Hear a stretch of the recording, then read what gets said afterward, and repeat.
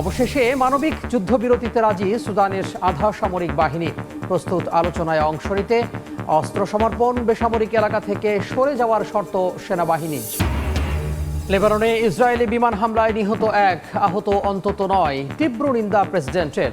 গাজায় ধ্বংসস্তূপের নিচে এখনো চাপা 10,000-এর বেশি ফিলিস্তিনি, দাবি জাতীয় কমিটির। ইউক্রেনে আক্রমণ জোরদার রাশিয়ার, রাতভর 135টি ড্রোন হামলা চালায় পুতিন বাহিনী, অভিযোগ জেলেনস্কির।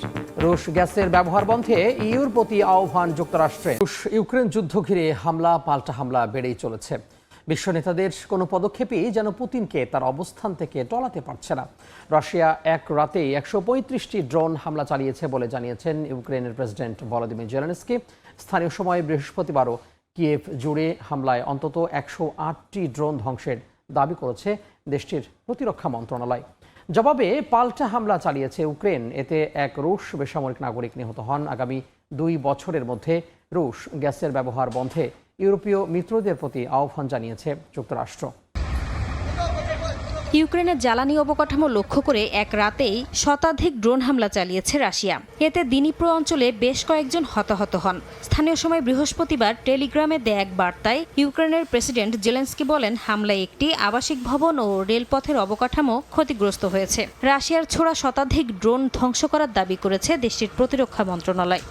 এছাড়া দক্ষিণ অঞ্চলের ভলগোগ্রাদে একটি বড় তেল শোধনাগারে ভয়াবহ আগুনের ঘটনা ঘটেছে। অবশেষে যুক্তরাষ্ট্রের নেতৃত্বে গঠিত মধ্যস্থতাকারী জোট কোয়াড প্রস্তাবিত যুদ্ধবিরতিতে সম্মত হয়েছে সুদানের আধা সামরিক বাহিনীর র্যাপিড সাপোর্ট ফোর্সেস RSF। স্থানীয় সময় বৃহস্পতিবার এক বিবৃতিতে একথা জানায় বাহিনীটি। শত্রুতার অবসান ও রাজনৈতিক প্রক্রিয়ার মৌলিক নীতিমালা নিয়ে আলোচনায় অংশ নিতেও প্রস্তুত বলে জানিয়েছে RSF। দীর্ঘ 2 বছরের সংঘাতের পর অবশেষে যুদ্ধবিরতির জন্য মার্কিন যুক্তরাষ্ট্রের প্রস্তাবে সম্মত হয়েছে সুদানের আধা সামরিক বাহিনী র্যাপিড সাপোর্ট ফোর্সেস RSF।